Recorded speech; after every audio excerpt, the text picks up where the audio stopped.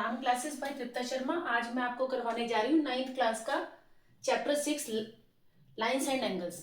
अच्छा, इस चैप्टर को करने से पहले आपको इसके बेसिक कंसेप्ट को समझना होगा कि लाइंस क्या होती हैं, एंगल्स क्या होते हैं।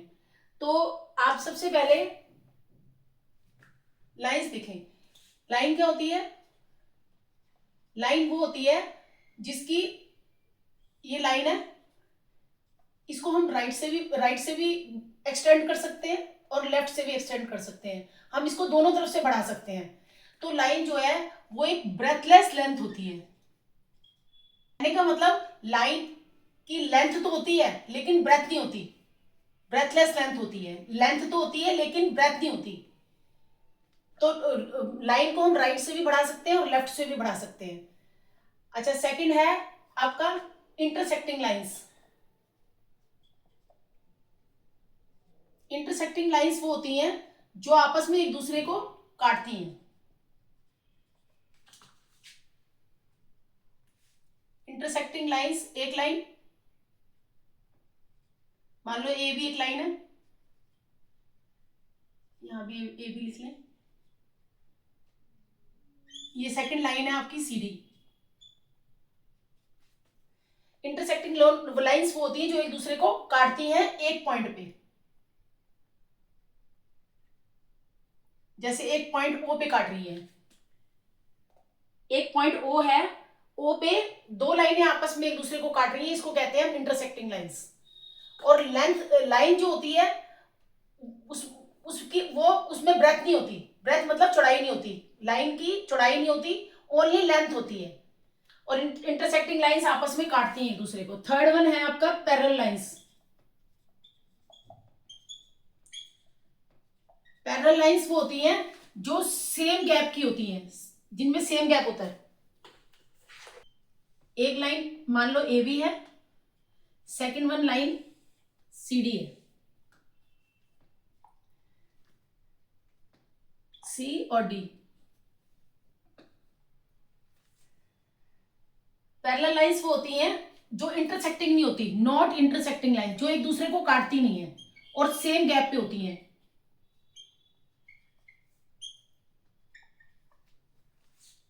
इधर ये वाला गैप और ये वाला गैप सेम है। मान लो ये 3 सेंटीमीटर है यहां पर भी और यहां पर भी सेम गैप पे है। आप ये भी लिख सकते हो सेम गैप की लाइंस होती हैं ये, सेम डिस्टेंस।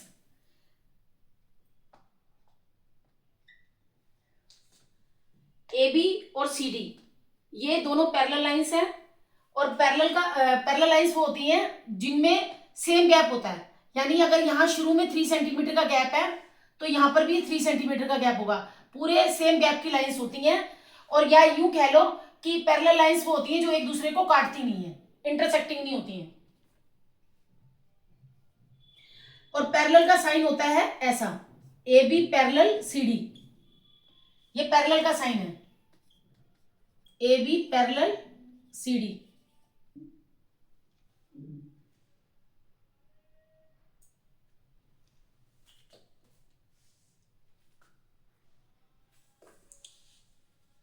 नेक्स्ट है आपका एंगल्स।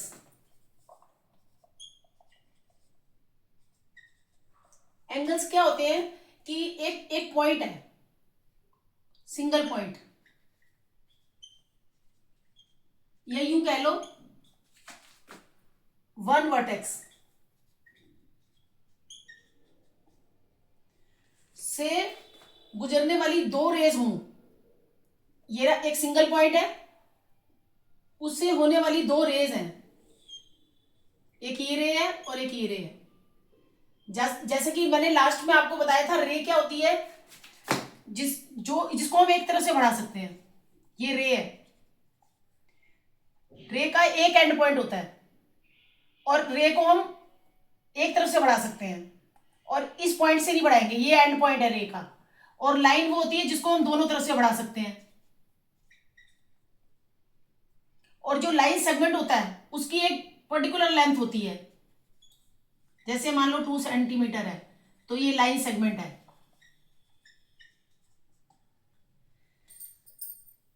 लाइन को हम दोनों तरफ से बढ़ा सकते हैं। लाइन सेगमेंट के दो एंड पॉइंट होते हैं, ये और ये दो एंड पॉइंट है। लाइन सेगमेंट में दो एंड पॉइंट होते हैं, टू एंड पॉइंट्स। इसमें और वन एंड पॉइंट, रे में ओनली वन एंड पॉइंट होता है, रे का एक एंड पॉइंट होता है। हम रे को एक तरफ से बढ़ा सकते हैं, लाइन को हम दोनों तरफ से बढ़ा सकते हैं। लाइन सेगमेंट की एक पर्टिकुलर लेंथ होती है, लाइन सेगमेंट के दो एंड पॉइंट होते हैं। हम अगर 2 सेंटीमीटर है तो 2 सेंटीमीटर ही रहेगा, ना हम इसको लेफ्ट से बढ़ा सकते हैं ना राइट से बढ़ा सकते हैं। तो ऐसे ही अब आप एंगल समझने के लिए आपको रे समझना है। ये एक सिंगल पॉइंट है, इस सिंगल पॉइंट से होने निकलने वाली दो रेज हैं।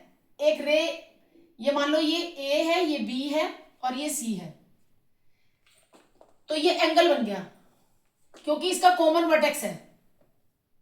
ये बना आपका angle C A B, C A B, ये एंगल बन गया आपका।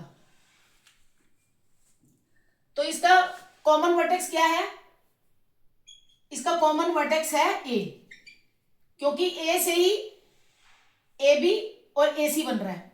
कॉमन वर्टेक्स ए है, एंगल सी ए बी में कॉमन वर्टेक्स ए। तो एंगल मैंने आपको बताया, एंगल वो होता है जो एक सिंगल पॉइंट से होने वाली दो रेज हैं। दो रेज भी हो सकती हैं, तीन भी हो सकती हैं, और भी हो सकती हैं। एंगल ये हो गया आपका एंगल। सेकंड आपका आ गया, अच्छा एंगल की टाइप्स क्या है? Acute angle. एक्यूट एंगल वो होता है जो 90 डिग्री से कम का होता है। मान लो ये एंगल ए बी सी, ये मान लो ये 60 डिग्री का है। हमने मेजरमेंट नहीं किया, हमने वैसे ही लिखा है इसको।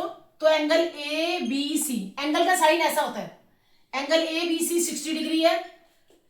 एक्यूट एंगल वो होता है जो 90 से कम का होता है, लेकिन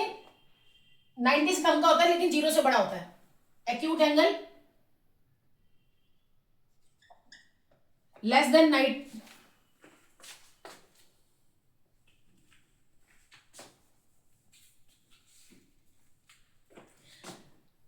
जो लेस देन 90 डिग्री से तो कम का होता है, लेकिन मोर देन 0 डिग्री, यानी 0 और 90 के बीच में जो एंगल होता है वो एक्यूट एंगल होता है। तो ये एक्यूट एंगल है क्योंकि ये 0 डिग्री से बड़ा है और 90 से छोटा है। तो एक्यूट एंगल के लिए दो चीजें आपको याद रखनी है कि 90 से कम का होता है और 0 डिग्री से बड़ा होता है। अब सेकंड वन है आपका राइट एंगल।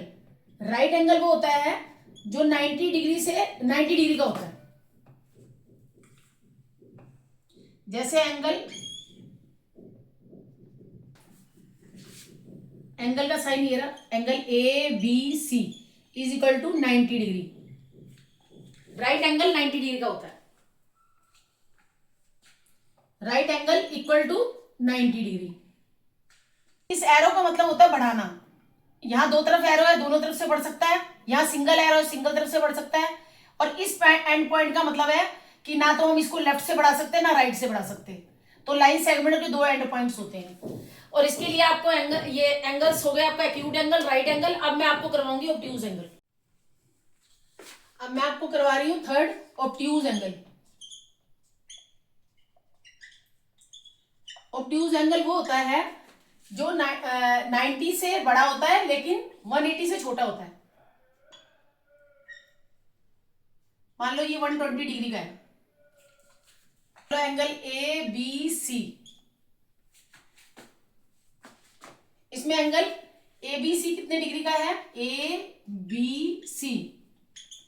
अच्छा, जिस पे एंगल बन रहा होता है वो उस लेटर को हम बीच में लिखते हैं। इस पे बी पे एंगल 120 बन रहा है तो हम 120 को बीच में, बी को बीच में लिखेंगे क्योंकि बी पे 120 बन रहा है। तो हम लिखेंगे एंगल 120 डिग्री। अच्छा, angle A B C 120 degree है। तो ऑब्ट्यूज एंगल कौन सा होता है? जो लेस देन 180 डिग्री और मोर देन 90 डिग्री। जो 90 डिग्री से बड़ा होता है, 90 डिग्री का तो सीधा आता है, सीधा एल की तरह, 90 डिग्री का एल की तरह आता है।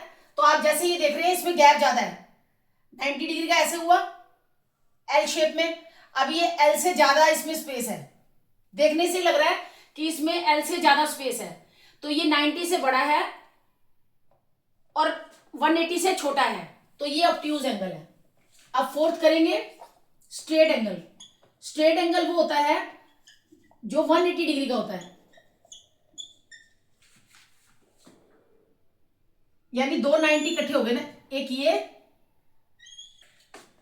ये पूरी लाइन पे जो ऊपर साइड बना हुआ एंगल, जैसे कि ये स्ट्रेट एंगल है, स्ट्रेट एंगल जो है वो इक्वल टू 180 डिग्री होता है। अब ये लाइन है, मान लो ये लाइन है ए बी, ए बी की ऊपर तरफ बन रहा है 180 और ए बी की नीचे भी बनेगा आपका 180। मान लो ये ऊपर भी 180 बन रहा है और नीचे भी 180 बन रहा है, तो ये बन जाएगा आपका कंप्लीट एंगल।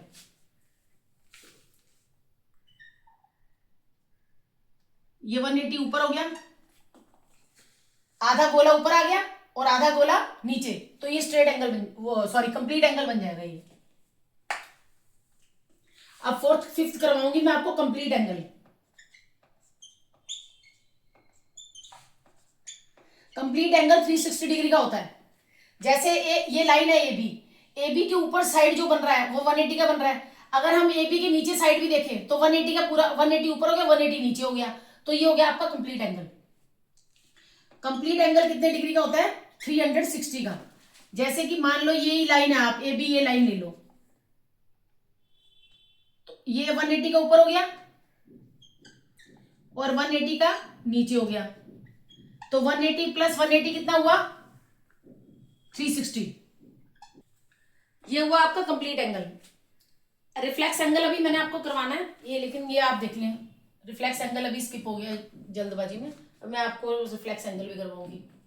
कंप्लीट एंगल 360 का हो गया, क्योंकि जैसे ए बी एक लाइन है तो ऊपर तरफ 180 का बन रहा है, तो नीचे तरफ भी 180 का बना, तो ये कंप्लीट एंगल हो गया। 180 प्लस 180 360 डिग्री। तो कंप्लीट एंगल जो होता है वो 360 डिग्री का होता है, स्ट्रेट एंगल 180 डिग्री का होता है। अब सिक्स्थ में आपका है रिफ्लेक्स एंगल। कंप्लीट एंगल से पहले करवाना था रिफ्लेक्स एंगल, थोड़ा जल्दबाजी में कंप्लीट एंगल पहले करवा दिया। रिफ्लेक्स एंगल वो होता है जो 180 से बड़ा होता है, 180 से बड़ा होता है और 360 से छोटा होता है।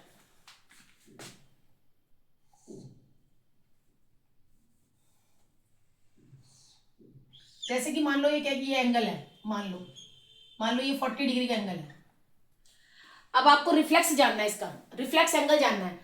तो रिफ्लेक्स एंगल जानने के लिए हम जो कंप्लीट एंगल है उसमें से ये माइनस करेंगे, यानी 360 डिग्री में से माइनस करेंगे 40 डिग्री, तो ये आपका आएगा 320 डिग्री।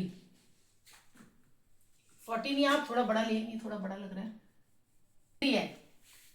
अब आपको रिफ्लेक्स जानना है, रिफ्लेक्स एंगल जानना है, तो रिफ्लेक्स एंगल जानने के लिए हम 360 में से ये 60 माइनस कर देंगे, क्योंकि जैसे कि मैंने अभी आपको बताया है कि पूरा गोला जो होता है वो 360 डिग्री का होता है, पूरा सर्कल 360 डिग्री का होता है, पूरा सर्कल 360 डिग्री का होता है। कैसे 360 का होता है?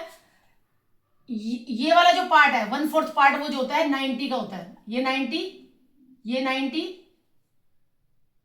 ये 90 और ये 90, तो कितने हुए? पूरा सर्कल जो है, जैसे सर्कल मान लो एक केक है, हमने केक के 4 हिस्से किए, तो जब पूरा केक जो है वो सर्कुलर शेप में है, एक केक सर्कुलर शेप में है, उसके हम 4 पार्ट्स करते हैं। 4 पार्ट्स कैसे करते हैं? एक वर्टिकल लाइन डालते हैं और एक हॉरिजेंटल, तो एक वर्टिकल लाइन डल जाएगी, एक हॉरिजेंटल लाइन डल जाएगी, तो 4 राइट एंगल बनेंगे, 1 right angle, 2 right angle, 3 right angle, 4 right angle. तो ये 4 राइट एंगल अगर हम प्लस करेंगे तो 360 बन जाएगा, जो कि एक कंप्लीट एंगल है। और अगर हम सिर्फ 2 हिस्से लेते हैं तो 180 डिग्री बन जाएगा, जो कि स्ट्रेट एंगल है। अब आपको रिफ्लेक्स एंगल जानना है। रिफ्लेक्स एंगल क्या होता है? जो 180 से तो बड़ा होता है। अब ये देखो, ये वाला जो हिस्सा है ये 180 से बड़ा आ रहा है, लेकिन 360 से छोटा आ रहा है, क्योंकि 360 के लिए तो पूरा गोला चाहिए। ये गोला हमारा जो बन रहा है, ये पूरा गोला नहीं बन रहा। तो रिफ्लेक्स एंगल वो होता है, जब अब हमने रिफ्लेक्स एंगल जानना है इसका, तो रिफ्लेक्स एंगल हो जाएगा आपका 300 हो जाएगा ये, यानी ये जो हिस्सा आया है ये रिफ्लेक्स एंगल है 300। 60 डिग्री तो एक्यूट एंगल है, लेकिन इसी एंगल का हमने रिफ्लेक्स एंगल जानना है। तो रिफ्लेक्स एंगल जानने के लिए पूरा गोला 360 डिग्री का होता है, पूरा कंप्लीट एंगल 360 का होता है, जिसमें से कि हम 60 डिग्री का ये वाला पार्ट निकालेंगे तो 300 डिग्री रिफ्लेक्स एंगल आ गया। अच्छा, रिफ्लेक्स एंगल क्या होता है? जो 180 से तो बड़ा होता है लेकिन 360 से छोटा होता है, मोर देन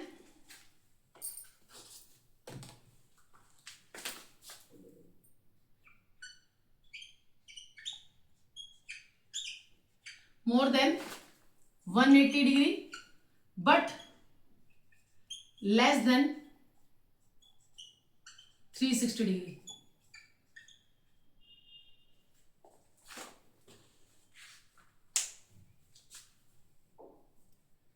अगर 60 डिग्री का आपको रिफ्लेक्स एंगल जानना है तो 300 डिग्री आएगा। ऐसा इसलिए क्योंकि जब भी रिफ्लेक्स एंगल जानना है तो हम 360 डिग्री से माइनस करेंगे, तो 360 डिग्री से माइनस करने पर रिफ्लेक्स एंगल आ जाएगा, तो फिर रिफ्लेक्स एंगल आ गया आपका 300 डिग्री। हमारा ये रिफ्लेक्स एंगल इसके अंदर 300 डिग्री है। अच्छा, 300 डिग्री क्या है? 180 डिग्री से तो बड़ा है लेकिन 360 डिग्री से छोटा है।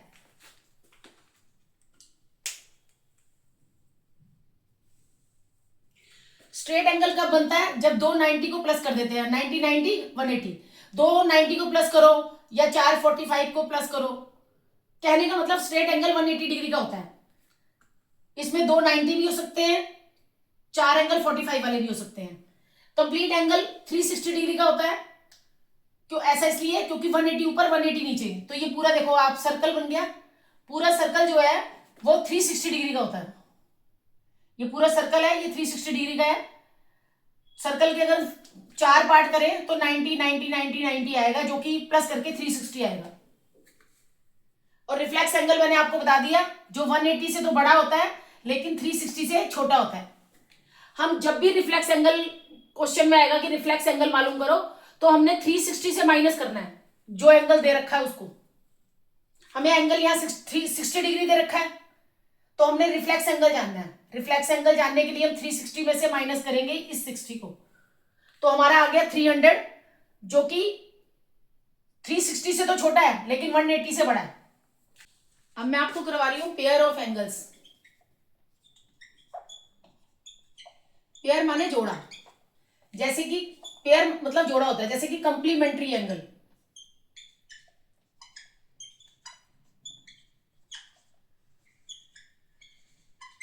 कंप्लीमेंट्री एंगल्स जैसे कि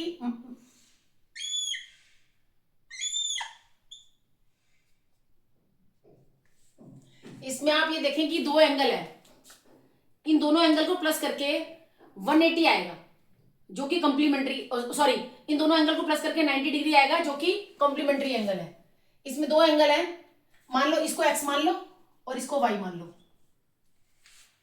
x plus Y is equal to 90 degree. अगर दो एंगल को प्लस करके 90 डिग्री आ रहा है तो वो कॉम्प्लीमेंट्री एंगल है।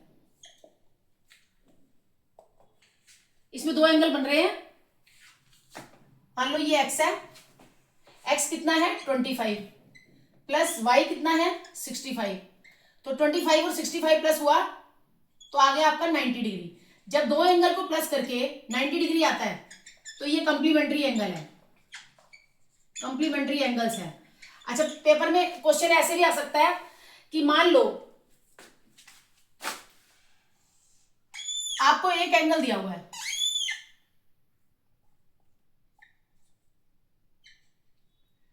मान लो ये दे रखा आपको 40 डिग्री, ये 40 डिग्री दे रखा है x, आपको ये एंगल निकालना है y। तो मान लो क्वेश्चन में दे रखा है कि कॉम्प्लीमेंट्री एंगल निकालो, इसका कॉम्प्लीमेंट्री एंगल निकालो y। तो आप y निकालने के लिए 90 में से 40 माइनस कर देंगे, तो आ जाएगा आपका 50 डिग्री।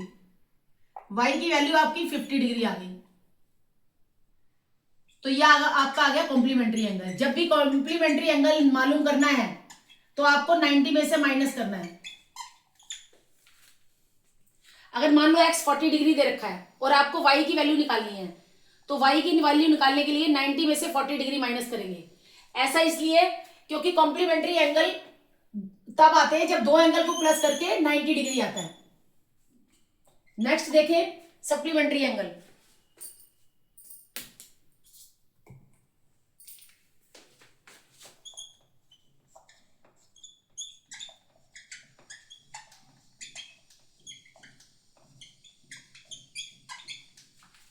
जैसे कि सप्लीमेंट्री एंगल है, जब दो एंगल को प्लस करके 180 आता है तो सप्लीमेंट्री एंगल होते हैं। जैसे ये एंगल x है और ये एंगल y है, तो x plus Y is equal to 180 degree. तो x कितना है 120 डिग्री प्लस y कितना है 60 डिग्री। तो 120 डिग्री प्लस 60 डिग्री कितना हुआ 180 डिग्री। अगर दो एंगल प्लस करके x और y प्लस करके आ रहा है 180 डिग्री तो वो सप्लीमेंट्री एंगल है। अब मान लो आपको एक क्वेश्चन दे रखा है कि सप्लीमेंट्री एंगल निकालो। जैसे एक लाइन दे रखी है,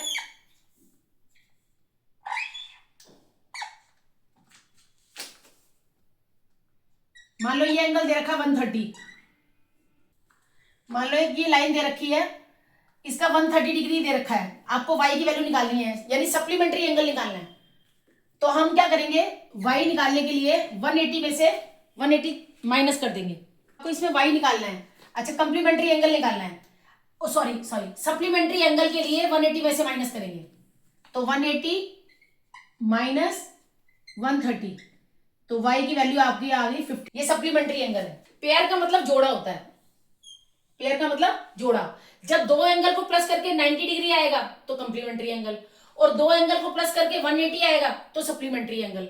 अब दो एंगल हैं, एक लेफ्ट में दे रखा है और एक राइट में दे रखा है। लेफ्ट वाला है 130 डिग्री, तो आपको कंप्लीमेंट्री एंगल निकालना है। तो कंप्लीमेंट्री एंगल निकालने के लिए 180 में से 130 माइनस करेंगे।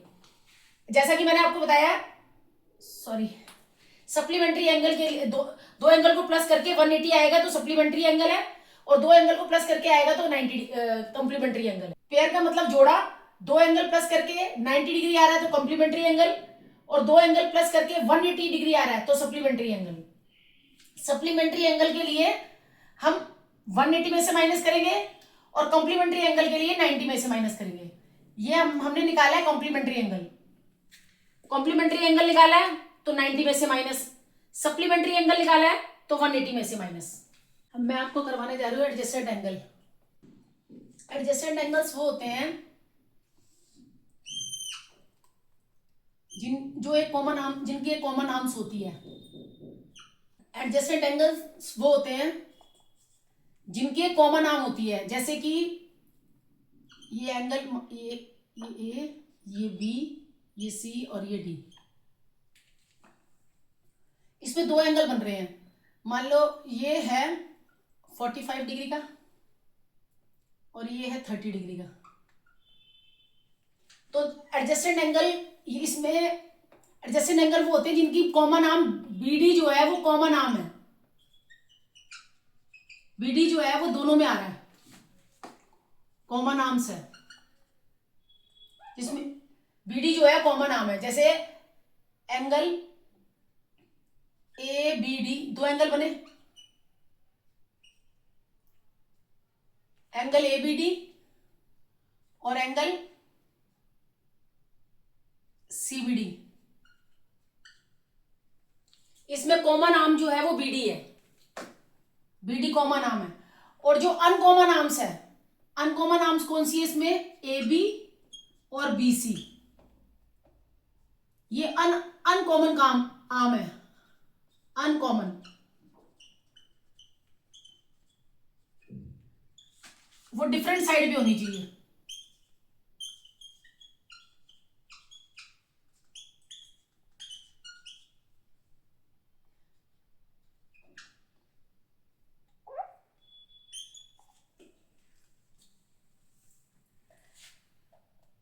एंगल ए बी डी और एंगल सी बी डी, ये जो हैं ये एडजेसेंट एंगल्स हैं। एडजेसेंट एंगल्स वो होते हैं जो साथ के एंगल कह लो, या यूं कह लो अगल बगल वाले। एडजेसेंट एंगल साथ वाले होते हैं, जैसे एंगल ये एडजेसेंट एंगल साथ वाले बोल लो या अगल बगल वाले एंगल बोल लो। तो एंगल ए बी डी और एंगल सी बी डी, ये दो एंगल जो है साथ में है, तो ये एडजेसेंट एंगल है। इसमें पहली कैरेक्टरिस्टिक्स ये है, इसमें मेन बात ध्यान रखने वाली ये है कि इसमें बीडी जो है वो कॉमन आर्म होनी चाहिए। एडजेसेंट एंगल के लिए जो ये बीच वाली आर्म है ये होनी चाहिए, ये इसमें भी है और इसमें भी है। और जो अनकॉमन आर्म्स है, अनकॉमन आर्म्स कौन सी है, ए बी और बी सी, ये डिफरेंट साइड पे होनी चाहिए। तो एंगल ए बी डी और C B D adjacent angle है। जैसे कि मैं आपको बताती हूँ, जैसे कि ये है एक एंगल, ये रहा, इसमें एंगल ए 30 डिग्री है और एंगल बी जो है वो 70 डिग्री है, लेकिन ये एडजेसेंट एंगल नहीं है। ऐसा इसलिए क्योंकि इसमें कॉमन आर्म तो है, कॉमन आर्म है इसमें बीसी। एडजेसेंट एंगल, ये एडजेसेंट एंगल्स नहीं है। ये तो मैंने आपको समझा दिया कि ये एडजेसेंट एंगल है। एडजेसेंट एंगल होते हैं अगल बगल वाले एंगल या पड़ोसी एंगल, साथ वाला angle. 40 A B D 40 degree है और सी बी डी 30 डिग्री है, ये आपस में ये एडजेसेंट एंगल है, क्योंकि इसके अंदर जो बी डी है वो दोनों में आ रहा है। इस एंगल में भी बी डी आ रहा है, इस एंगल में भी बी डी आ रहा है, तो ये तो कॉमन है। और जो ए बी और बी सी है वो डिफरेंट साइड पे है। बी डी जो कॉमन आर्म है उसके डिफरेंट साइड पे ए बी और बी सी अनकॉमन आर्म्स है। ये मेन एडजेसेंट एंगल में आपको ये देखना है। अब जैसे कि मान लो इसमें ए 30 डिग्री है और ये 70 डिग्री है बी, तो ये एडजेसेंट एंगल नहीं है। ऐसा इसलिए क्योंकि जो इसमें बीसी है वो तो कॉमन आर्म है। इसमें दो एंगल बने आपके, पहले आप ये देखो एंगल कौन से बने। इसमें एक एंगल बना आपका एबीसी और एक एंगल बना आपका, अब इसमें एक बना आपका एक बना आपका ए बी डी, नहीं ये पूरा है ना, ए बी सी। एक बना आपका ए बी सी और एक बना आपका सी बी डी। इसके अंदर बी सी और बी सी ये दोनों, ये कॉमन आर्म तो है, लेकिन जो अनकॉमन आर्म्स है, अनकॉमन आर्म्स कौन सी है इसमें, बीडी और बीडी और बीए, बीए और बीडी, ये अनकॉमन आर्म्स जो है वो डिफरेंट साइड पे नहीं है। अनकॉमन आर्म्स जो है वो सेम साइड पे है, इसलिए एडजेसेंट एंगल नहीं है। अब जैसे इस फिगर के अंदर इन दोनों एंगल में, इसमें भी बीसी है, बीसी बीसी कॉमन है, कॉमन आर्म है बीसी बीसी, लेकिन जो अनकॉमन आर्म्स है, अनकॉमन आर्म्स कौन सी है, ए बी और डी बी, वो डिफरेंट साइड पे नहीं है, सेम साइड पे है। अनकॉमन आर्म्स जो है वो सेम साइड पे है, इसलिए एडजेसेंट एंगल नहीं है। एडजेसेंट एंगल होने के लिए दो कंडीशन होनी चाहिए। एक तो कॉमन आर्म्स होनी चाहिए, कॉमन आर्म्स जैसे कि बीडी कॉमन आर्म्स है, और जो अनकॉमन आर्म्स है ये ए बी और बी सी वो डिफरेंट साइड पर होने चाहिए। तो इसलिए इसमें एबीडी और डीबीसी ये तो एडजेसेंट एंगल है, लेकिन इसके अंदर ये एडजेसेंट एंगल नहीं है, क्योंकि इसमें कॉमन आर्म बीसी तो है, लेकिन जो अनकॉमन आर्म्स हैं ए बी और डीबी वो अनकॉमन आर्म जो है वो सेम साइड पे है, और जबकि अनकॉमन आर्म्स जो है वो डिफरेंट साइड पर होनी चाहिए। सीधी बात ये है, एडजेसेंट एंगल वो होते हैं साथ वाले एंगल, पड़ोसी एंगल, जैसे 30 डिग्री और 40 डिग्री बिल्कुल साथ में। जैसे अब हमारे पड़ोसी हैं तो उनके घर की दीवार और हमारे घर की दीवार सेम है, हमारी दीवार और उनकी दीवार साथ साथ में लगी हुई है, तो वो एडजेसेंट है। लेकिन कोई और उसके साथ वाले पड़ोसी हैं तो वो वो एडजेसेंट नहीं है। अगर मान लो हम एक एंगल और ले लेते हैं, मान लो एक एंगल और ले लें हम,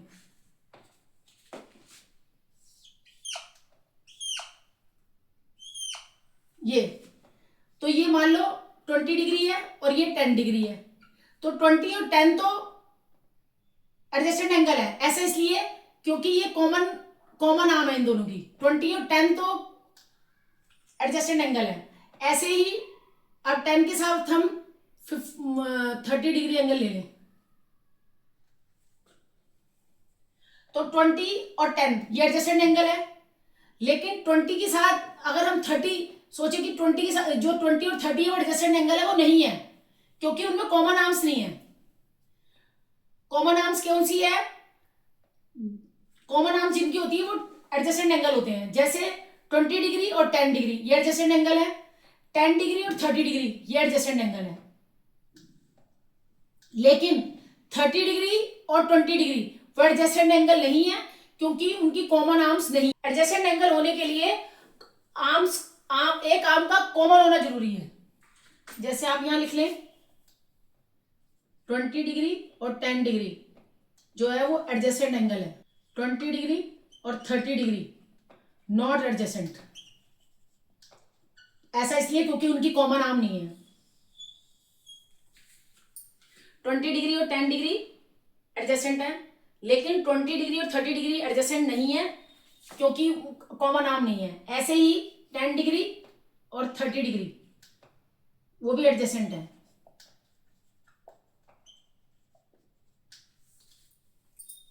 आपको ये मैंने एक ही कॉमन पॉइंट से, एक ही पॉइंट से ये जो 3 एंगल बन रहे हैं 20 डिग्री, 30 डिग्री और 10 डिग्री, इसमें ये बता दिया एडजेसेंट कौन से हैं। अब आपको फिगर देख के समझ आ जाना चाहिए कि 20 डिग्री और 10 डिग्री ये साथ वाले एंगल है, ये एडजेसेंट एंगल है।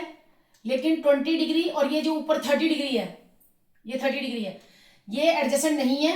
लेकिन 10 डिग्री और 30 डिग्री जो है वो एडजेसेंट एंगल है।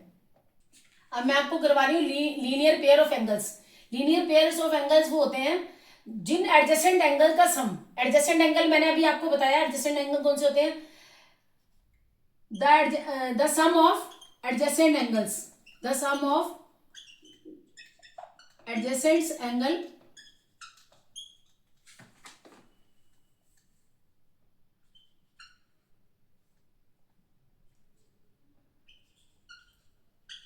Are 180 degree are linear pairs. अभी मैंने आपको बताया एडजेसेंट एंगल कौन से होते हैं, साथ वाले एंगल। अगर साथ वाले एंगल का sum, the sum of adjacent angles are 180 degree, तो वो लीनियर पेयर ऑफ एंगल्स हैं। जब साथ वाले ये एंगल ए मान लो, ये एंगल बी मान लो, तो angle A plus angle B अगर 180 डिग्री है तो ये एडजेसेंट एंगल है, तो ये है आपका लीनियर पेयर। अच्छा, अब आपको इससे ये दो एंगल प्लस करके 180 आ रहा है लीनियर पेयर, देख के ये लग रहा होगा कि मैंने आपको कॉम्प्लीमेंट्री एंगल में भी ऐसे बताया था कि दो एंगल को प्लस करके 180 आ रहा हो तो वो सप्लीमेंट्री एंगल होते हैं। लेकिन वो एंगल अलग अलग भी हो सकते हैं। जैसे ये 120 डिग्री है और यहां 60 डिग्री दे रखा है। अगर दो डिफरेंट एंगल दे रखे हैं तो ये इस केस में ये कॉम्प्लीमेंट्री एंगल होंगे, और सॉरी सप्लीमेंट्री एंगल। अब इसमें और इसमें आप ये देख रहे हैं कि ये 180 डिग्री आ रहा है, ये भी सप्लीमेंट्री एंगल है। ये 180 डिग्री आ रहा है, ये दो एंगल प्लस करके 180 आ रहा है, सप्लीमेंट्री एंगल। ये दो एंगल प्लस करके 180 आ रहा है, सप्लीमेंट्री एंगल। और तो इसमें क्या फर्क है, इसमें और इसमें ये फर्क है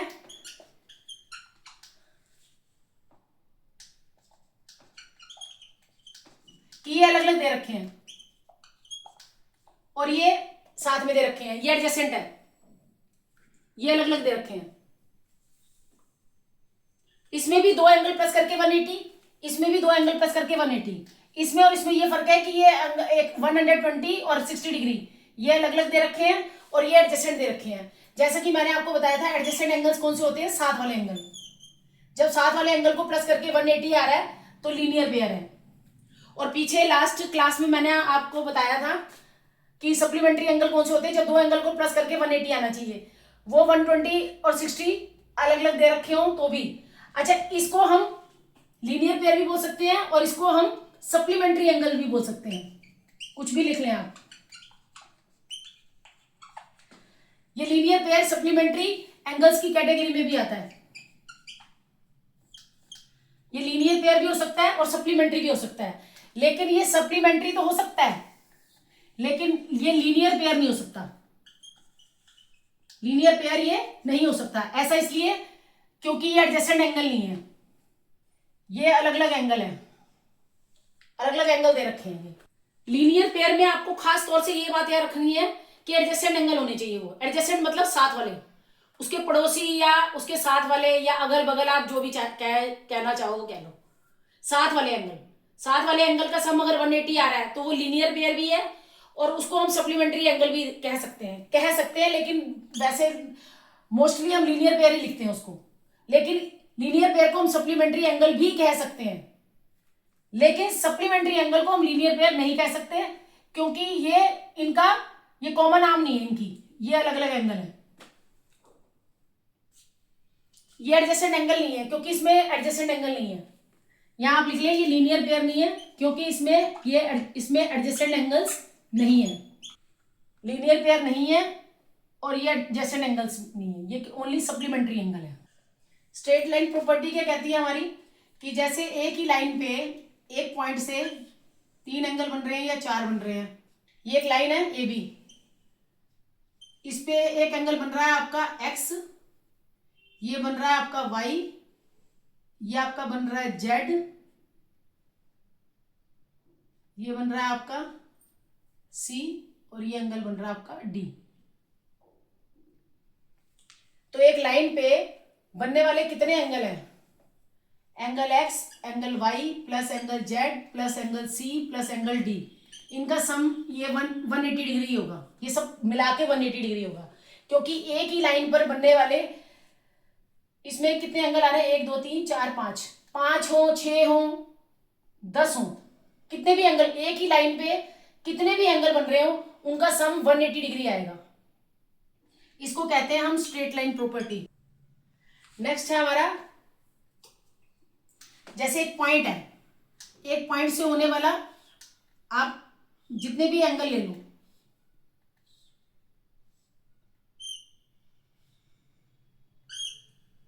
एक पॉइंट से बहुत से एंगल रेज ड्रॉ करने से बहुत सारे एंगल बन रहे हैं। ये एक पॉइंट है, ये पॉइंट मान लो ओ है, ओ से पास थ्रू होने वाली बहुत सारी रेज हैं, तो वो एंगल बना रही है। जैसे ये एंगल ए बन रहा है, ये बी बन रहा है, ये सी बन रहा है, ये डी बन रहा है, ये ई बन रहा है, ये एफ बन रहा है, ये जी बन रहा है और ये एच बन रहा है। इसमें हम लिखेंगे all angles around a point. एक पॉइंट के चारों तरफ जितने भी एंगल बन रहे हैं वो उनका सम 360 डिग्री होता है। All angles around a point, the sum of all angles around a point is 360 degree.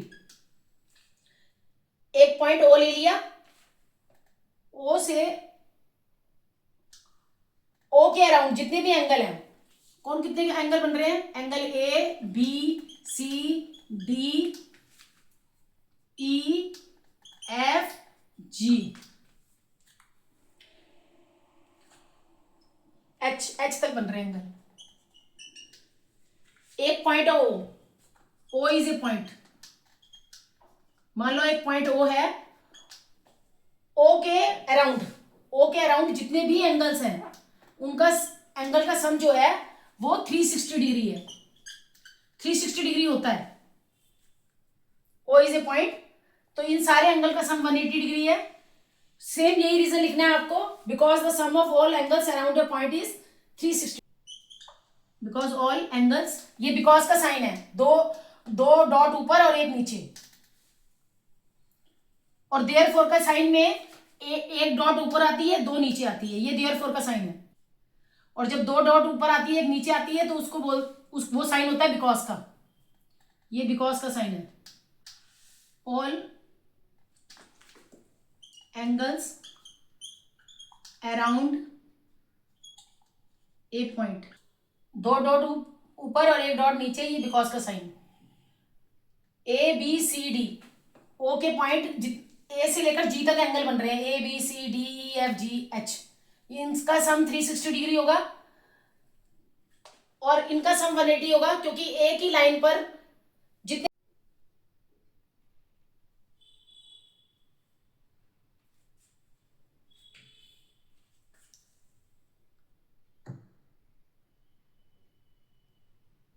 ये एक लाइन है ए बी, दूसरी लाइन है सी डी, तो ए बी और सी डी जो है वो पैरेलल लाइंस हैं। पैरेलल लाइंस वो होती हैं, जैसा कि मैंने आपको बताया है, जो आपस में एक दूसरे को काटती नहीं है और ये सेम, इनके बीच का डिस्टेंस सेम होता है, यानी ए बी सी डी से सेम डिस्टेंस पे है, या यूं कह लो सेम गैप पे है, एक जैसा गैप है। तो और इसमें जो एल है, एल लाइन है, ये एक ट्रांसवर्सल है, since A B parallel C D, parallel का साइन ऐसा होता है, एंड जो एल है, एल जो है वो इज ए ट्रांसवर्सल, वो ट्रांसवर्सल है। तो होगा क्या कि जब ये लाइनें पैरेलल है और ये बीच वाला ट्रांसवर्सल है, तो इसके अंदर जो एंगल 1 है वो 5 के इक्वल होगा, एंगल 2 के इक्वल 6 होगा, एंगल 3 के इक्वल 7 होगा और एंगल 4 के इक्वल 8 होगा। एंगल 1 के इक्वल एंगल 5, एंगल 2 के एंगल 6, एंगल 3 के इक्वल एंगल 7, एंगल 4 के इक्वल एंगल 8। 1 5 2 6 3 7 4 8 ये इक्वल होंगे, ऐसा इसलिए क्योंकि ये कॉरेस्पॉन्डिंग एंगल है, ये एंगल इक्वल होंगे। बस इसके लिए शर्त ये है कि ये लाइनें आपस में पैरेलल होनी चाहिए, कॉरेस्पॉन्डिंग एंगल्स। नेक्स्ट है आपका, जैसा कि मैंने आपको बताया था, ये कॉमन आर्म है, कॉमन आर्म, कॉमन आर्म है, कॉमन आर्म के, ये कॉमन आर्म है, लेफ्ट में एंगल बन रहा है, राइट में एंगल बन रहा है, इन दोनों का सम 180 है, because linear pair. Angle 1 plus angle 2 180 degree, similarly angle 3 plus angle 4 वो भी 180 degree, plus angle 5 plus angle 6 180 degree, angle 7 plus angle 8 180 degree. ऐसा इसलिए क्योंकि लीनियर पेयर, ये हैं आपके लीनियर पेयर। अब ये क्रॉस पे बन रहे हैं, क्रॉस पे एंगल बन रहे हैं, ये क्रॉस पे एंगल बन रहे हैं 1 4, एंगल 1 और 4 इक्वल होंगे, क्रॉस पे एंगल 2 और इक्वल एंगल 3 होगा, ये क्रॉस वाले एंगल 1 के इक्वल 4, एंगल 2 के इक्वल 3, एंगल 5 के इक्वल एंगल 8, एंगल 6 के इक्वल एंगल 7। ये क्या है, ये है vertical opposite angle, vertical opposite angle. अब आप ये देखो, ये ट्रांसवर्सल, मैंने बताया ना कि एल जो है वो ट्रांसवर्सल है, तो ट्रांसवर्सल के सेम साइड जो एंगल बन रहे हैं, ये ना ट्रांसवर्सल, ए बी और सी डी पैरेलल लाइंस है, और एल जो है वो ट्रांसवर्सल है, जो ट्रांसवर्सल के सेम साइड एंगल बन रहे हैं 3 और 5, इनका सम जो है वो 180 होगा, और 4 और 6 इनका सम 180 होगा, इनको बोलेंगे हम co-interior angle. Angle 3 plus angle 5 is equal to 180 degree, similarly angle 4 plus angle 6 is equal to 180 degree, इसको हम क्या बोलेंगे, को इंटीरियर एंगल।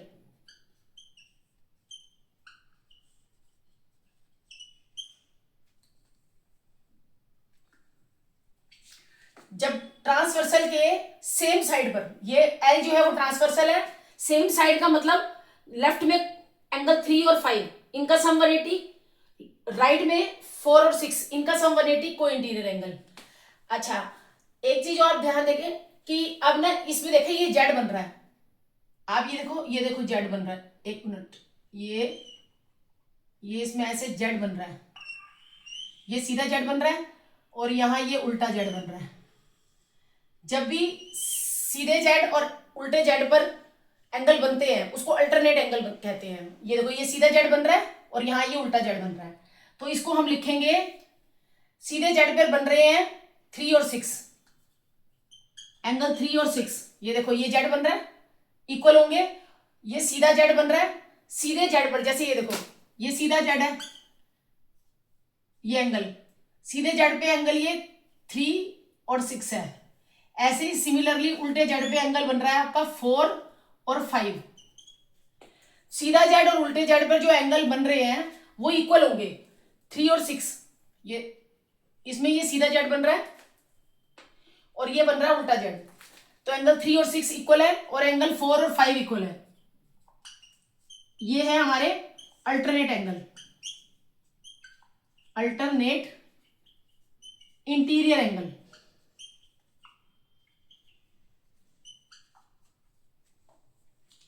अंदर बन रहे हैं, ऐसे ही हम अगर बाहर के निकालें तो ये एक्सटीरियर वाले बन रहे हैं 1 और 8, एंगल 1 और 8 ये बाहर के हैं। आप ये देखें जेड बन रहा है, ये 1 और 8, 1 और 8 पे जेड बन रहा है, सीधे 1 और 8 पे जेड बन रहा है बाहर को, और उल्टे जेड पे बन रहा है 2 और 7, ये इक्वल होंगे, इसको लिखेंगे हम अल्टरनेट एक्सटीरियर एंगल। जब भी आपको पैरेलल लाइंस में आपको जेड देखना है, अगर जेड का केस बन रहा है ऐसे 3 और 6 पे, आप देखें 3 और 6 पे जेड का केस बन रहा है सीधा, और उल्टा बन रहा है 4 और 5 का, तो 3 और 6 4 और 5 इक्वल है, अल्टरनेट, ये अंदर की बात हो रही है तो इंटीरियर एंगल है। अच्छा आप बाहर को देखो तो ये सीधा जेड पे 1 और 8 बाहर बन रहे हैं और उल्टे जेड पे 2 और 7 बन रहे हैं, तो वो इक्वल है। जब भी अल्टरनेट एंगल देखने हैं आपको तो आपको जेड की फॉर्म बनानी है, ये जेड की फॉर्म बन गई 3 और 6 पे 4 और 5, 3 6 4 5 पे 3 और 6 बराबर है, जेड बन रहा है सीधा वाला, और उल्टा जेड बन रहा है 4 और 5, ये भी बराबर है, ये अंदर को है। लेकिन अगर आप बाहर की साइड देखें तो सीधा वाला जेड पे बाहर की साइड बन रहा है 1 और 8, और उल्टे जेड पे बन रहा है 2 और 7 जो बाहर को आता है, तो 2 और 7 बराबर है, क्योंकि एक्सटीरियर है इसलिए एक्सटीरियर लिखेंगे, अल्टरनेट एक्सटीरियर एंगल। अगर आपको ये आता होगा तो आपको 6 चैप्टर भी बहुत इजीली से समझ आ जाएगा, और 7x चैप्टर भी, और ज्योमेट्री में मेन तो यही है, आपको ये चीज समझ आ जाएगी तो आपको ज्योमेट्री में बहुत आसान रहेगा कंसेप्ट को। लीनियर पेयर में तो यही है, एक एंगल लेफ्ट में और एक राइट में, दोनों का सम 180, एक लेफ्ट में एक राइट में, दोनों का सम 180। कॉमन आर्म होती है, ये कॉमन आर्म है, 5 और 6 प्लस करके 180, 7 प्लस 8 180। लीनियर पेयर में 2 एंगल प्लस करके 180 आएगा, और कॉरेस्पॉन्डिंग एंगल मैंने आपको बताया वर्टिकल अपोजिट एंगल क्रॉस पे बनेंगे, कट पे। एंगल 1 और 4 इक्वल है, 2 और 3 इक्वल है, 5 और 8 इक्वल है, और 6 और 7 इक्वल है, क्योंकि ये क्रॉस पे बन रहे हैं। वर्टिकल एंगल हमेशा क्रॉस पे बनते हैं, ऐसे क्रॉस पे, जैसे एंगल 1 बराबर एंगल 2 है, same as it is angle 3 और एंगल 4 बराबर है, क्रॉस पे बनते हैं, एंगल 1 बराबर एंगल 2, एंगल 3 बराबर angle 4, vertical opposite angle cross पे। कोई इंटीरियर एंगल कब बनते हैं? ट्रांसवर्सल के, ये एल जो है वो ट्रांसवर्सल है, ट्रांसवर्सल के सेम साइड एंगल का सम 180 होता है, इसी को बोलते हैं कोई इंटीरियर एंगल। इंटीरियर का मतलब अंदर के ही होते हैं, ये अंदर है। 3 और 5 ट्रांसवर्सल के सेम साइड पे है, और 4 और 6 ट्रांसवर्सल, ट्रांसवर्सल हमारा एल है, एल के ट्रांसवर्सल के इंटीरियर में, इंटीरियर मतलब अंदर, सेम साइड पे, सेम साइड यानी राइट साइड में पढ़ रहे हैं 4 और 6, इनका सम 180, और लेफ्ट में बन रहे हैं 3 और 5, इनका सम 180। तो ये है आपका को इंटीरियर एंगल।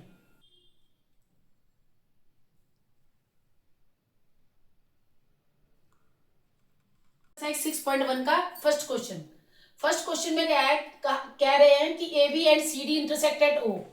एक लाइन ए बी है और दूसरी लाइन सी डी है, वो इंटरसेक्ट कर रही है, इंटरसेक्ट मतलब काट रही है, ओ पे काट रही है। ए बी और सी डी लाइन आपस में एक दूसरे को ओ पॉइंट पे काट रही है। अच्छा, इसमें क्वेश्चन लिखा है इफ ए ओ सी और बी ओ ई, ए ओ सी ये है और बी, इसको हम एंगल 1 मान लेते हैं, और बी ओ ई इसको एंगल हम मान लेते हैं 2। एंगल 1 और एंगल 2, लेट, आप ऐसा करें, ऐसे इसे ऐसे लिखें, let angle A O C is equal to 1 और angle B O E is equal to 2 and B O D 40 degree, और ये आपको 40 डिग्री दे रखा है। अब आपको निकालना है बी ओ ई, बी ओ ई यानी एंगल 2 निकालना है, एंगल 2 निकालना है, and reflex angle C O ई निकालना है। तो रिफ्लेक्स सी ओ ई निकालने के लिए हमें पहले एंगल सी ओ ई इसको लेट करना पड़ेगा। Let angle C O E is equal to X, sorry 3, इसे 3 मानो आप। ए ओ सी को 1 मान लिया, बी ओ ई को 2 मान लिया, सी ओ ई को 3 मान लिया, और बी ओ डी तो आपको दे रखा है।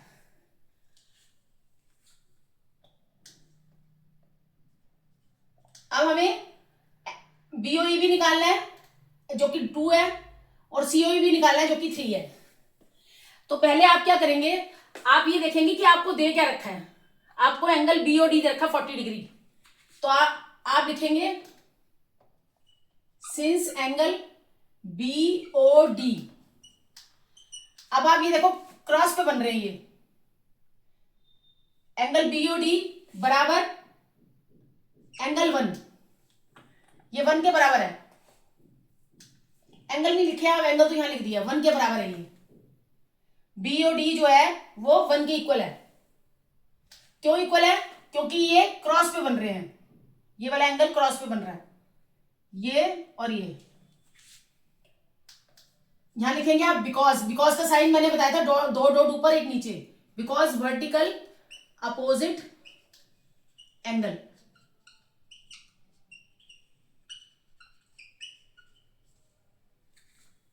अब बीओडी कितना है 40 डिग्री, तो जो 1 है, जो 1 हमें माना है वो 40 डिग्री हो गया।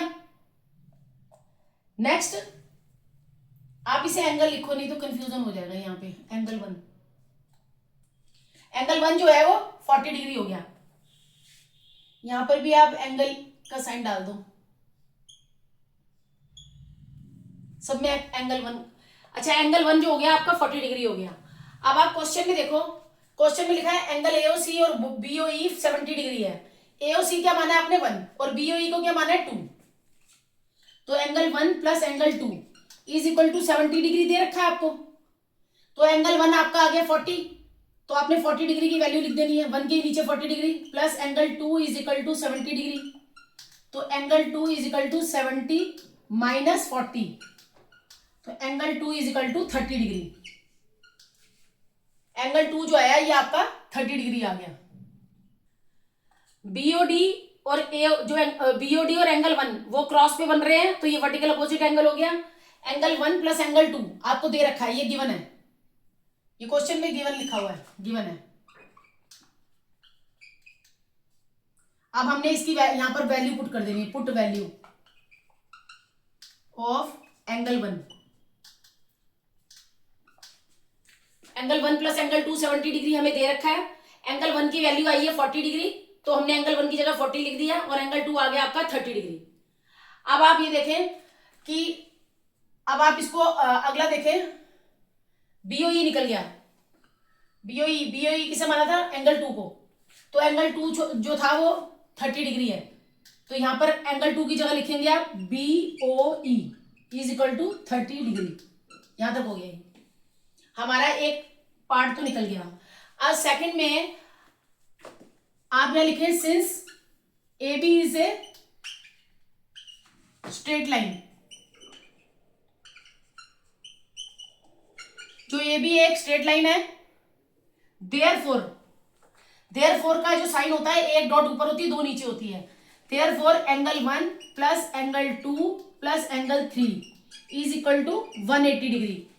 जैसा कि मैंने आपको बताया था, because straight line property, straight line property ये कहती है कि एक लाइन पे जितने भी एंगल बन रहे हैं उनका सम 180 डिग्री होता है। Straight line property. ए भी एक लाइन है, इस लाइन के ऊपर एंगल 1, एंगल 2, एंगल 3, लाइन के ऊपर 3 एंगल बन रहे हैं जिनका सम 180 है। ये स्ट्रेट लाइन प्रॉपर्टी कहती है, जो कि मैंने आपको पीछे बेसिक कंसेप्ट में समझाया है। अब हम वैल्यू पुट कर देंगे, पुट वैल्यू। वैल्यू किसकी पुट करनी है हमें? 1 और 2 की, क्योंकि 1 और 2 और 1 एंगल वन एंगल किसे माना था हमने? ए और सी को।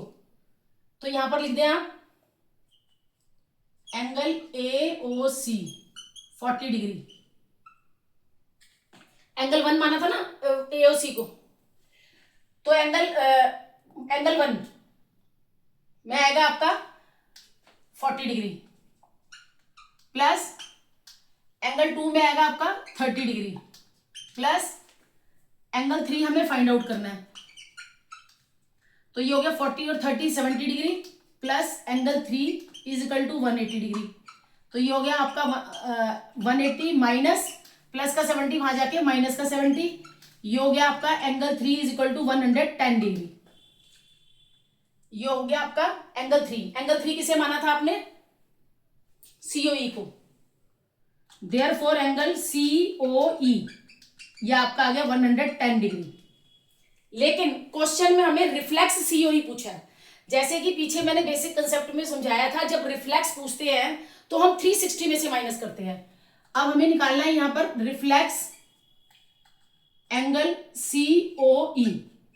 रिफ्लेक्स एंगल के लिए हम 360 में से माइनस करेंगे 110 को, तो ये आ जाएगा आपका 250 डिग्री।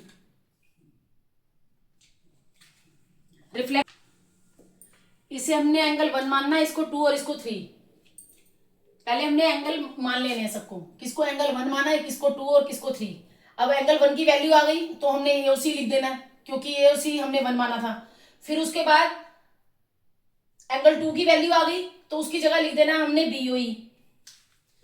फिर एंगल 3 आया आपका 110, तो सीओई की जगह लिख देना आपने एंगल 3 आया आपका 110,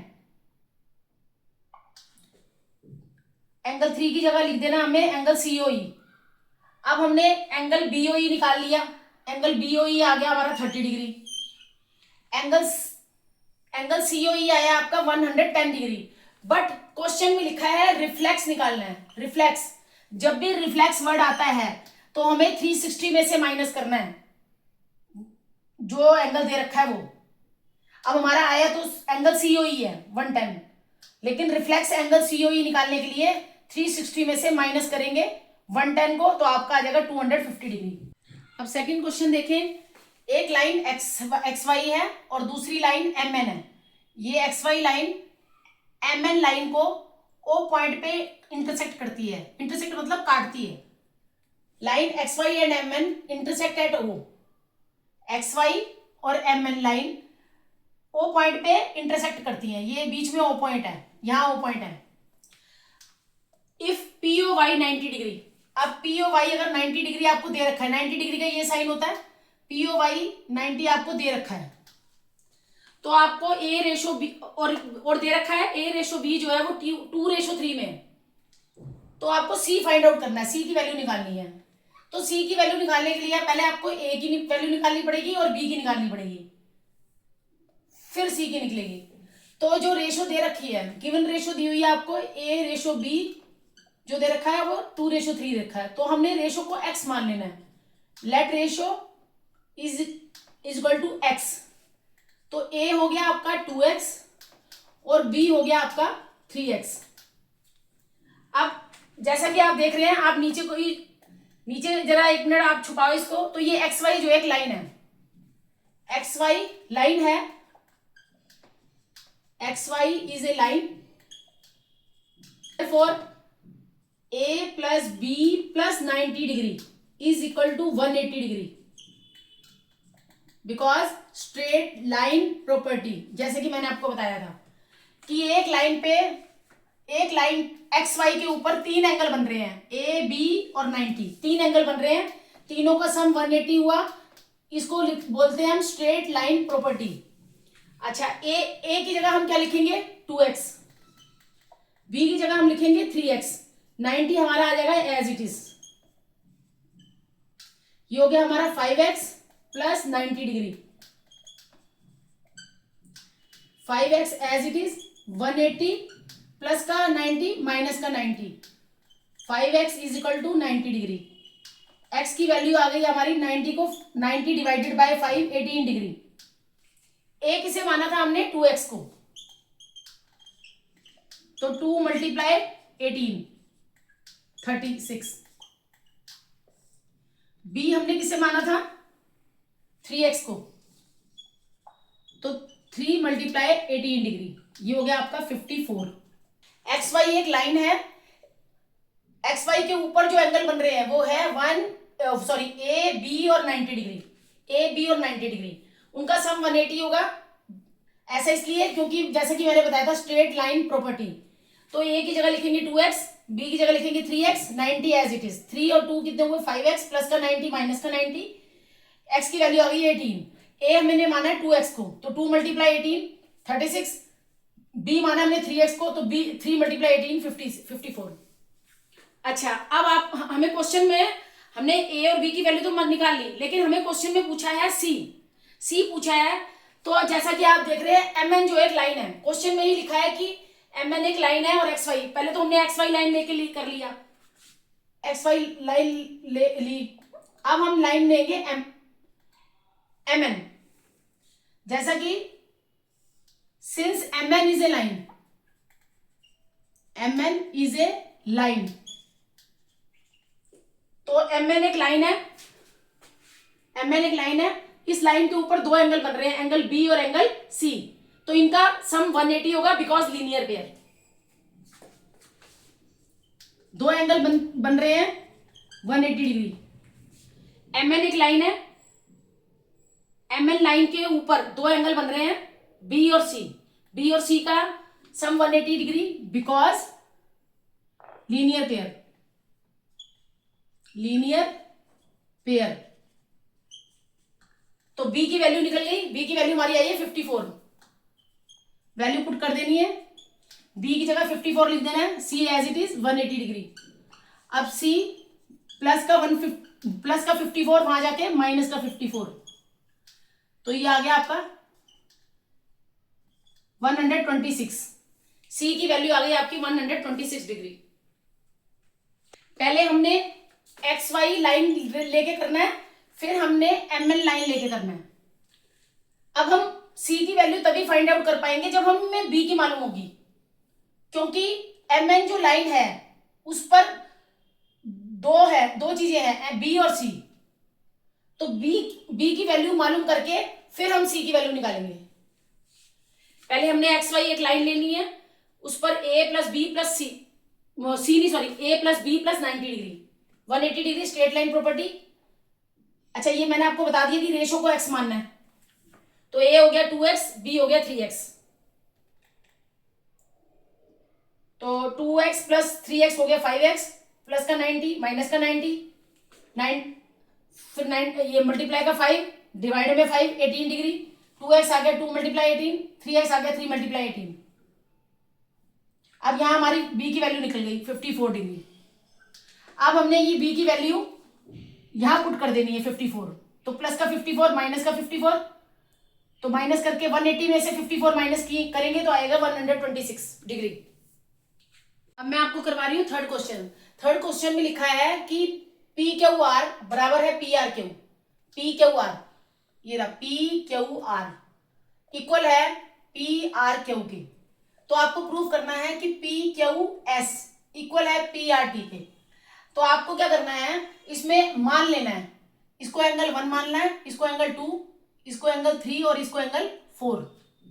तो यहां लिख लें आप, let angle P Q S is equal to angle 1, angle P Q R is equal to angle 2, angle P R Q is equal to angle 3, angle P R T is equal to angle 4। ये आपको मान लेना है इनको। जैसे कि आप ये देख रहे हैं एंगल 2 और एंगल, एक लाइन, एक कॉमन आर्म, ये कॉमन आर्म है, कॉमन आर्म के लेफ्ट में और राइट में एंगल 2 बन रहे हैं, तो इनका सम 180 हुआ because linear pair. Same as it is यहां पर आर एक कॉमन आर्म है, पी आर एक कॉमन आर्म है जिसमें लेफ्ट में और राइट में एंगल बन रहे हैं, उनका सम 180 हुआ because linear pair. Same P Q common arm है, इसके लेफ्ट में और राइट में एंगल बन रहे हैं, उनका सम 180 हुआ। Since S T is a line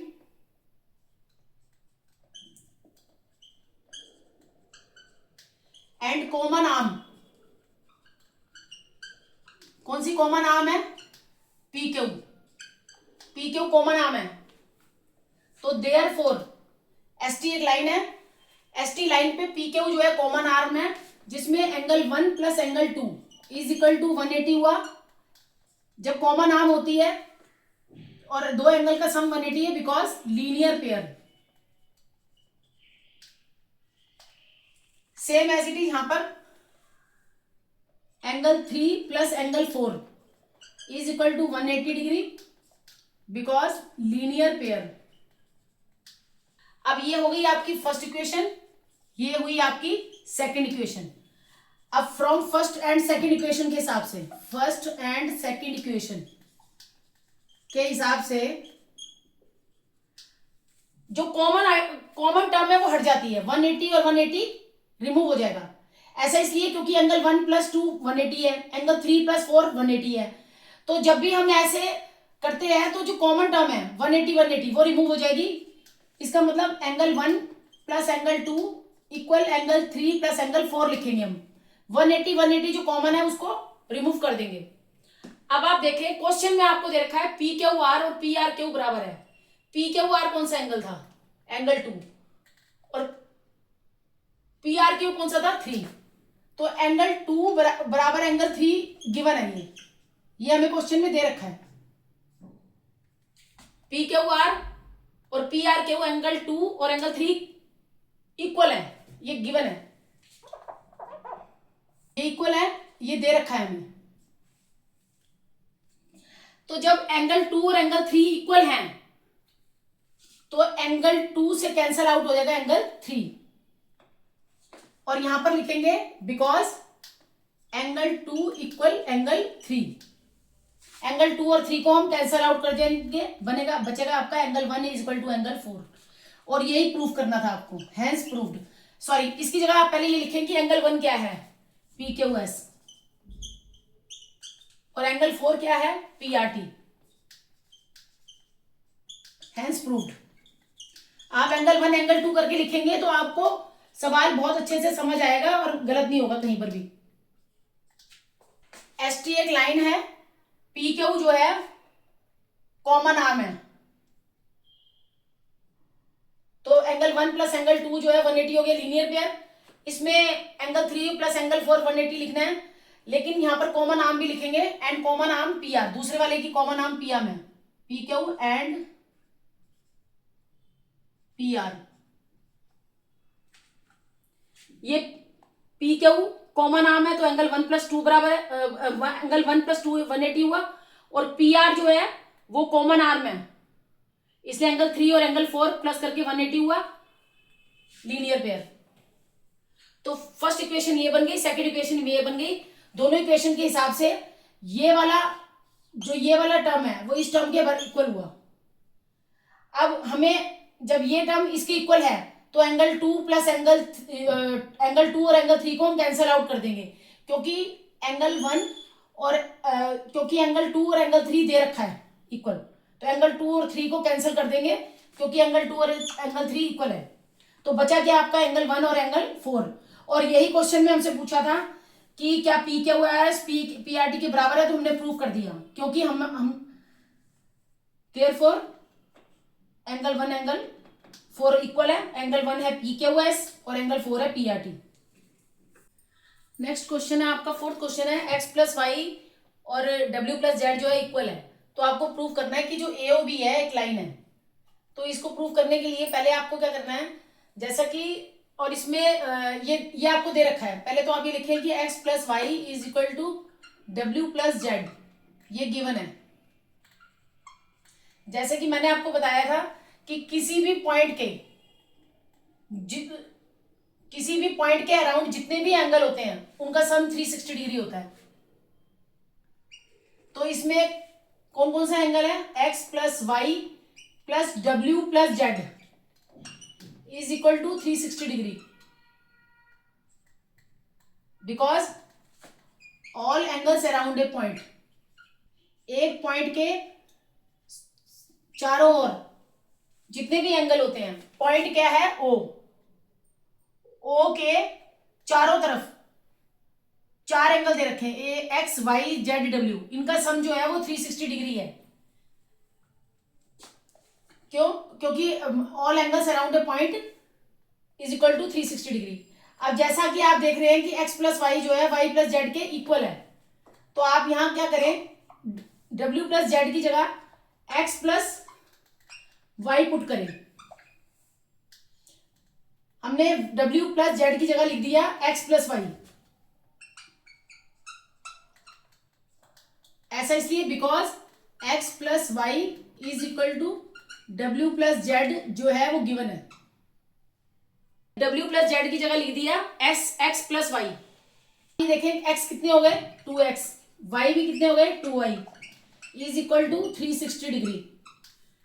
अब आप इस पूरी इक्वेशन को 2 से डिवाइड कर देंगे, डिवाइड बाय 2। जब इस पूरी इक्वेशन को डिवाइड 2 से करेंगे तो आ जाएगा आपका x plus Y is equal to 180 degree. तो x प्लस वाई 180 डिग्री हो गया। अच्छा, जैसे कि मैंने बताया था कि दो एंगल प्लस करके 180 आता है तो क्या बनता है, linear pair. x plus Y जो है उस पे x प्लस वाई प्लस करके 180 आ गया, लीनियर पेयर हो गया। देयरफॉर, और x प्लस वाई है किस पे, x प्लस वाई है किस पे, ए बी पे। Therefore A O B is a, यहां आप लिखें x and y makes a linear pair, क्योंकि ए बी पर है, ए बी पर ही x और y है, ए बी लाइन पर ही x और y है और उनका सम कितना आ रहा है 180, मेक्स ए लीनियर पेयर। आप देख ही रहे हैं x और y makes a linear pair. Therefore A O B is a line. ये कॉमन पॉइंट दे रखा है ओ, कॉमन पॉइंट ओ है जिसके चारों ओर 4 एंगल है एक्स वाई जेड और डब्ल्यू। अब डब्ल्यू प्लस जेड की जगह हमने लिख दिया एक्स प्लस वाई। ऐसा इसलिए क्योंकि हमें क्वेश्चन में दे रखा है x plus Y W plus Z के इक्वल है। x हो गए 2x, y हो गए 2y इज इक्वल टू 360। इस पूरी इक्वेशन को हम 2 से डिवाइड करने पर आ जाएगा आपका x plus Y is equal to 180।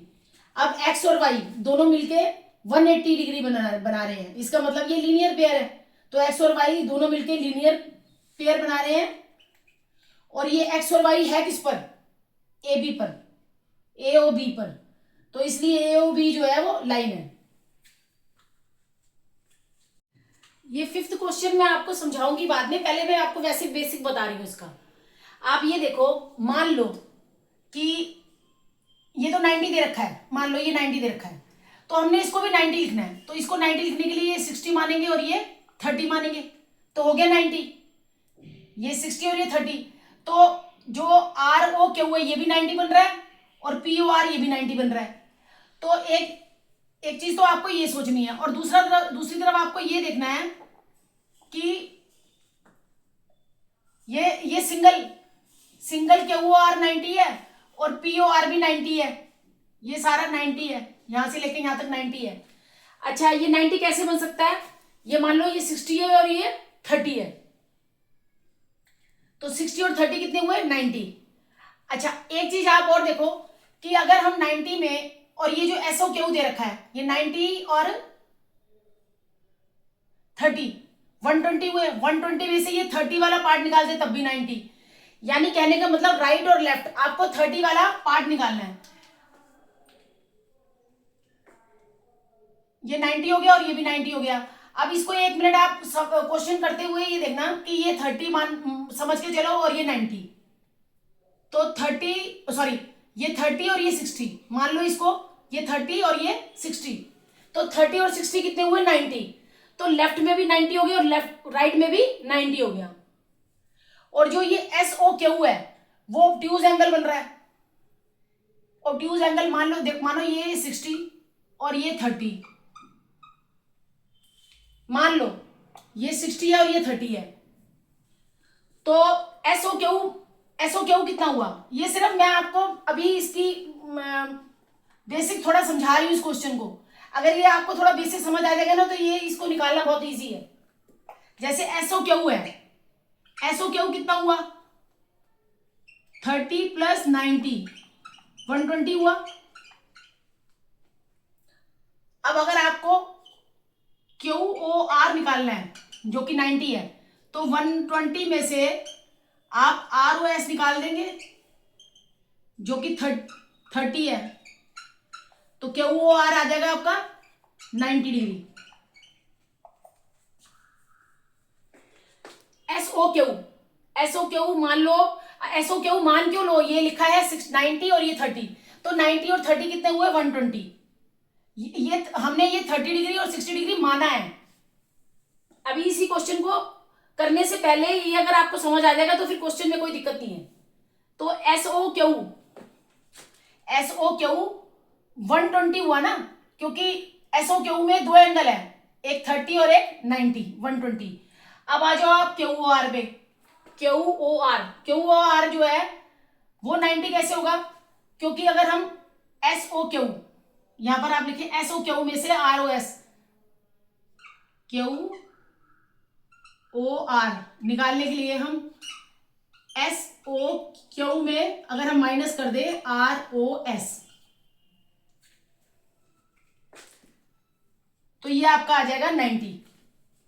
और अब आप यहां पर देखो P O R, angle P O R मालूम करना है, तो एंगल पी ओ आर में 90 करने के लिए क्या करेंगे आप, angle P O S plus angle R O S, तो ये भी हो जाएगा 90। ये हो गया पी ओ एस आया आपका 60 डिग्री और आर ओ एस आपका 30 डिग्री, तो पी आर ओ आर ये भी 90। और जैसा कि आपको पता ही है कि पी ओ आर इक्वल है एंगल क्यू ओ आर के, ये दोनों 90 डिग्री है।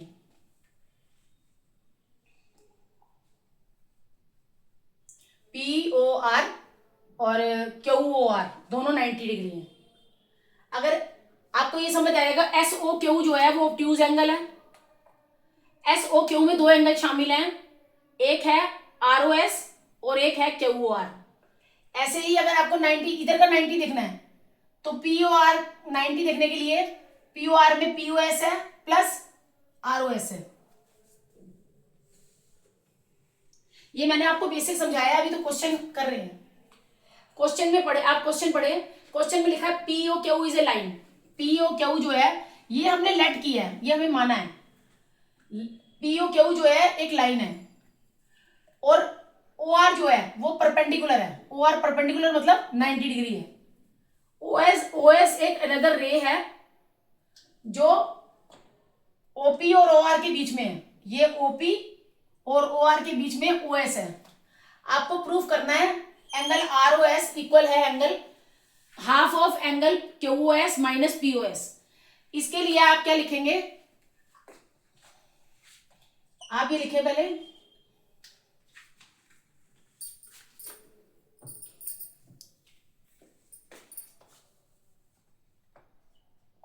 since PQ is a line and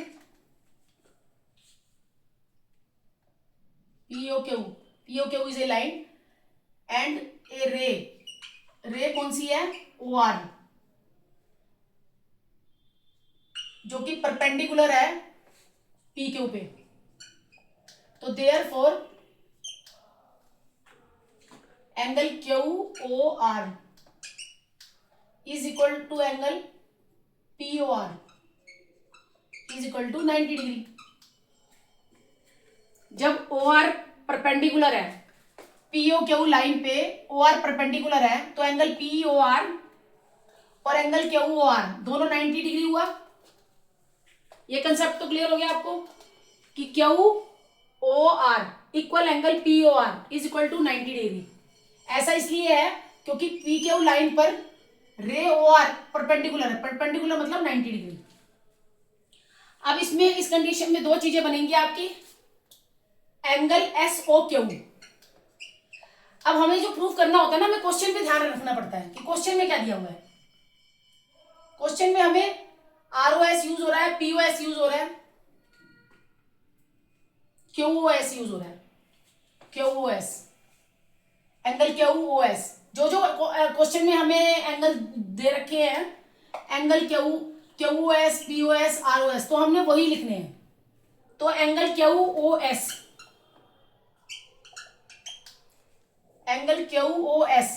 अब 90 करने के लिए हम क्या करेंगे, ये QOS जो है, QOS में दो एंगल है, एक एंगल QOR है प्लस एंगल ROS है। सॉरी, हमें 90 बनाना है, हमें इसमें 90 बनाना है। तो 90 बनाने के लिए एक मिनट,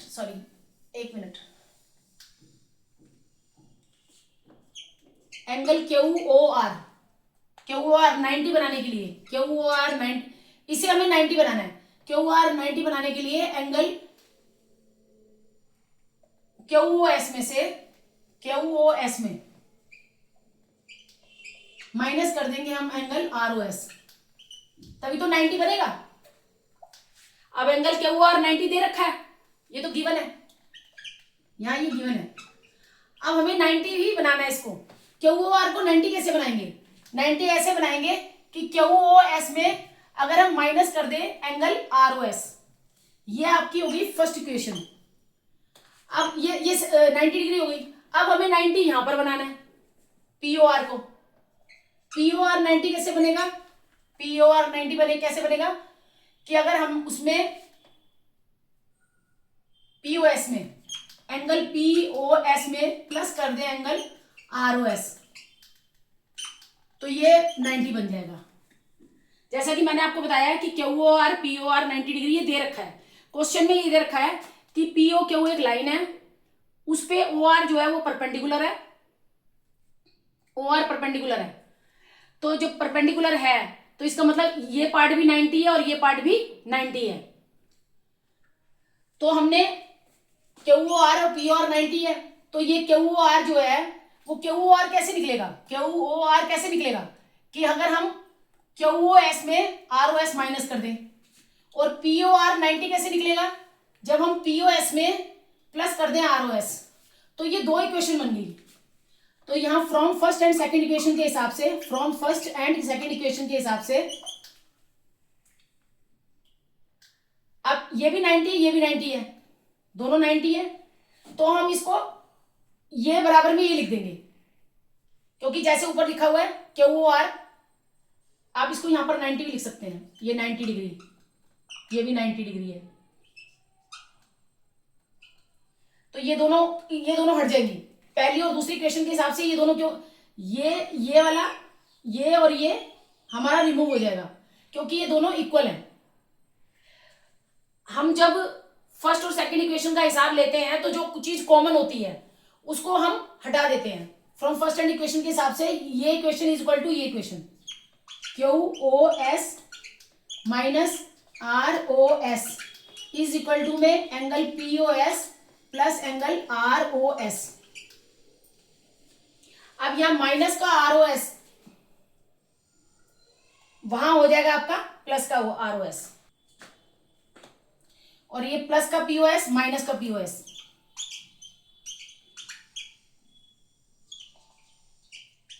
ये माइनस का ROS प्लस का ROS, और ये प्लस का POS माइनस का POS, तो ये तो एज इट इज हो जाएगा।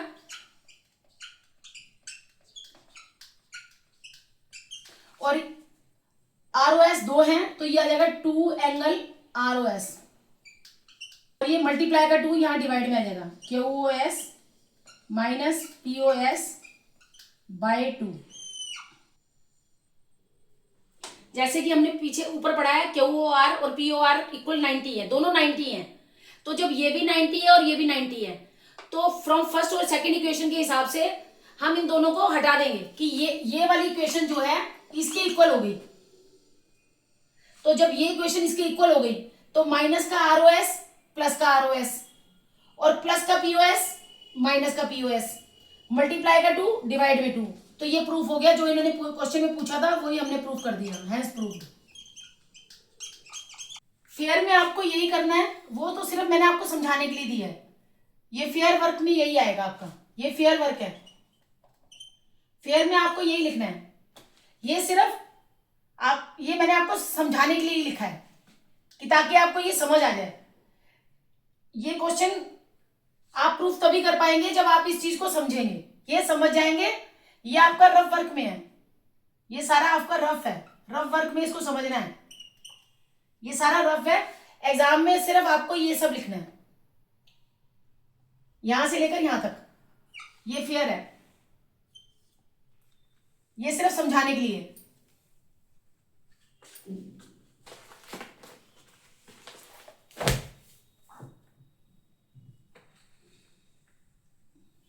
अब इस एक्सरसाइज का लास्ट क्वेश्चन है 6th।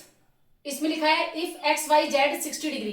अगर XYZ, इसमें आपको फिगर नहीं दे रखी, आपको फिगर बनानी है, तो आप क्वेश्चन पढ़ पढ़ के फिगर बनाते रहो। If XYZ 64 degree, XYZ 64 degree, XYZ यहां आ गया आपका Z, ये आपको 64 दे रखा है, 64 degree. And XY is produced, और XY को प्रोड्यूस मतलब बढ़ाया जाता है पॉइंट P तक,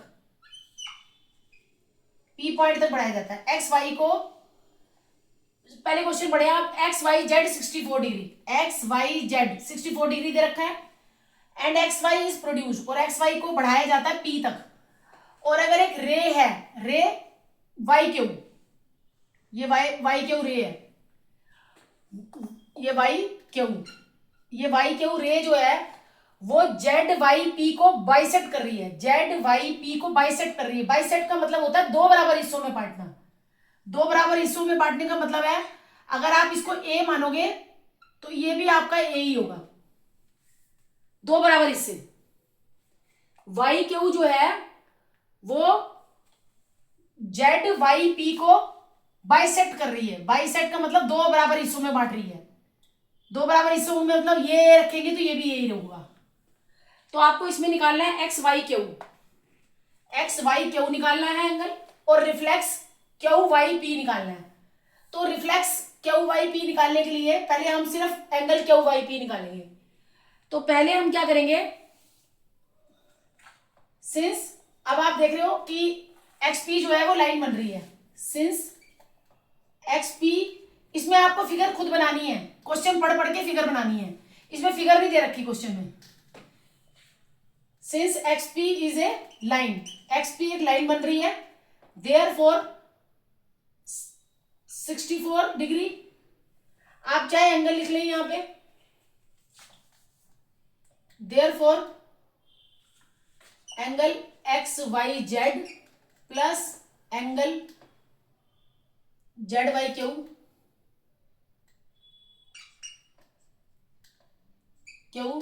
प्लस एंगल QYP, ये सब Y पे ही बन रहे हैं, ये एंगल Y पॉइंट पे बन रहे हैं। Y पे ही XYZ बन रहा है, ZYQ बन रहा है और QYP बन रहा है। ये तीनों का सम हो गया आपका 180 degree, because straight line property. एक ही लाइन पे तीन एंगल बन रहे हैं, तीनों का सम क्या हुआ 180 बिकॉज स्ट्रेट लाइन प्रॉपर्टी, ये स्ट्रेट लाइन है x P, straight line property के हिसाब से तीनों एंगल का सम 180 हुआ। अब एक्स वाई जेड कितना दिया हुआ है 64, और ये दोनों क्या है ए, ये A plus A is equal to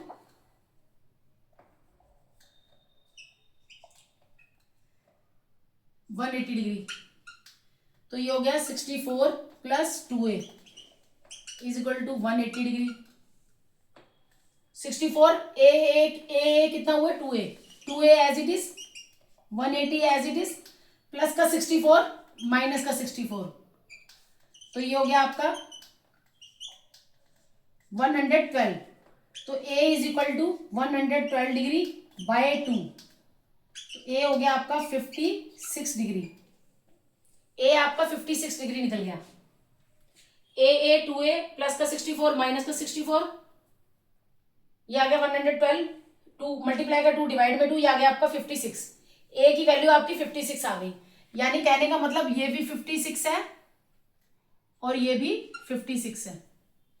अब आप क्वेश्चन पढ़े, क्वेश्चन में लिखा है X Y Q, X Y Q, angle X Y Q कितना हुआ, तो angle X Y Q, angle X Y Q में दो एंगल आ रहे हैं, एक एंगल आ रहा है X Y Z plus angle Z Y Q. X Y Z कितना आ रहा है 64 प्लस जेड वाई क्यू आ रहा है आपका 56, तो ये आपका हो गया 120 डिग्री। सॉरी ये कैलकुलेशन यहां थोड़ा गड़बड़ होगी, 10 में से यहां आएगा 6, 116, ये आपका आ गया 58, यहां 58 आया, यहां 58 डिग्री आया।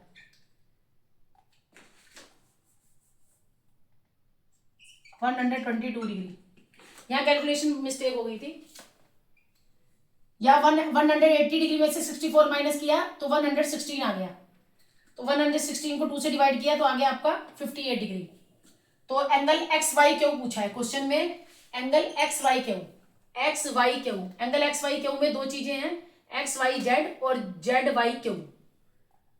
तो एक्स वाई जेड 64 है, जेड वाई क्यू 58 है, दोनों को प्लस किया, ये आ गया 122।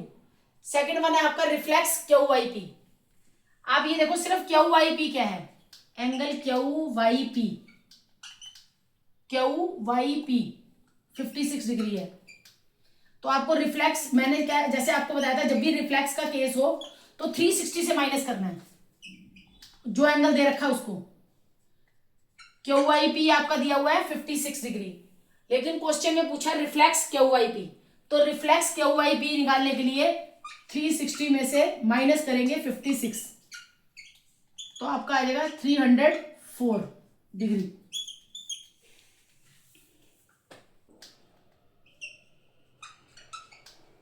क्यू वाई पी 56 दे रखा है, क्यू वाई पी 56 डिग्री दे रखा है, आपको निकालना है रिफ्लेक्स क्यू वाई पी, तो रिफ्लेक्स क्यू वाई पी निकालने के लिए 360 में से माइनस करेंगे 56, तो 304 डिग्री आ जाएगा। बाइसेक्ट के केस में ए ही लिखना है आपको दोनों तरफ।